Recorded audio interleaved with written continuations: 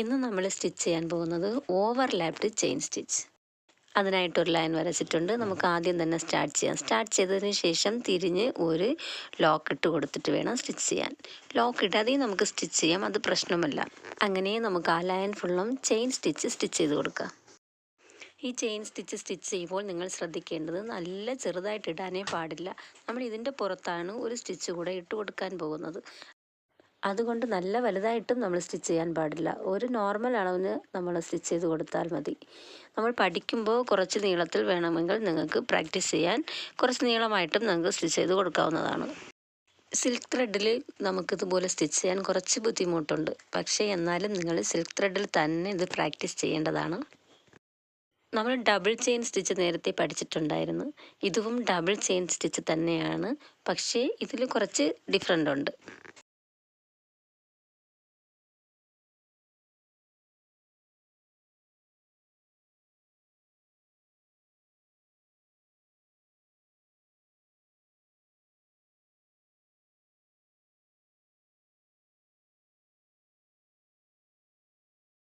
അറ്റം വരെ നമ്മൾ സ്റ്റിച്ച് ചെയ്ത് കഴിഞ്ഞു. ഇനി നമുക്കിതിൽ എൻഡ് നോട്ട് ഇട്ട് കൊടുത്ത് സ്റ്റോപ്പ് ചെയ്ത് കൊടുക്കാം.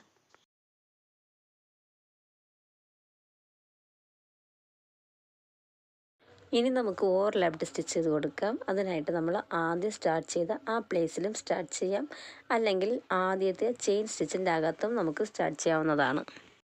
നമ്മൾ ആദ്യം സ്റ്റാർട്ട് ചെയ്ത അതേ സ്ഥലത്തിലാണ് സ്റ്റാർട്ട് ചെയ്യുന്നതെങ്കിൽ നമുക്കവിടെ ഒരു എൻഡ് നോട്ട് ഇട്ട് കൊടുത്തിട്ട് വേണം സ്റ്റാർട്ട് ചെയ്യാൻ. ഇല്ല, നമ്മൾ ആദ്യത്തെ ചെയിൻ സ്റ്റിച്ചിലാണ് സ്റ്റാർട്ട് ചെയ്യുന്നതെന്നുണ്ടെങ്കിൽ അങ്ങനെ ഇടേണ്ട ആവശ്യമില്ല. അങ്ങനെ സ്റ്റാർട്ട് ചെയ്തിട്ട് കണ്ടിന്യൂസ് ആയിട്ട് അങ്ങ് സ്റ്റിച്ച് ചെയ്ത് കൊടുത്താൽ മതി. അതിനായിട്ട് ഞാൻ വേറൊരു കളർ നൂലാണ് എടുത്തിട്ടുള്ളത്. ഇതിൽ ഓരോ സ്റ്റിച്ചും ഓരോ ചെയിൻ സ്റ്റിച്ച് അകത്തു കൂടെയാണ് സ്റ്റിച്ച് ചെയ്യേണ്ടത്. അതായത് ഓരോ സ്റ്റിച്ചിൻ്റെ മുകളിൽ കൂടെയാണ് സ്റ്റിച്ച് ചെയ്യേണ്ടത്.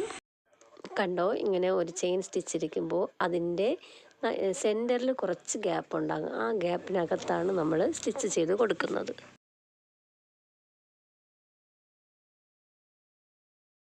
ഇനി നമ്മളിത് സ്റ്റോപ്പ് ചെയ്യുമ്പോൾ ശ്രദ്ധിക്കേണ്ടത് എന്തെന്ന് വെച്ചാൽ, നമ്മളുടെ ലാസ്റ്റ് ചെയിൻ സ്റ്റിച്ചിൻ്റെ നടുക്കും നമ്മളങ്ങനെ സ്റ്റോപ്പ് ചെയ്യാം. അല്ലെങ്കിൽ നമ്മൾ ആദ്യം സ്റ്റാർട്ട് ചെയ്തതുപോലെ തന്നെ ഇവിടെ സ്റ്റോപ്പ് ചെയ്ത സ്ഥലത്തും നമുക്ക് എൻഡ് നോട്ട് ഇട്ട് കൊടുത്ത് സ്റ്റോപ്പ് ചെയ്യേണ്ടതാണ്. അതായത് ഈ ലാസ്റ്റ് ചെയിൻ ഇവിടെ തന്നെ നമുക്ക് സ്റ്റോപ്പ് ചെയ്യാം, അല്ലെങ്കിൽ അതിൻ്റെ എൻഡിൽ വന്നതിന് ശേഷം അവിടെയും നമുക്ക് സ്റ്റോപ്പ് ചെയ്ത് കൊടുക്കാം. ഇപ്പോൾ നമുക്ക് എൻഡ് നോട്ട് ഇട്ട് സ്റ്റോപ്പ് ചെയ്യാം.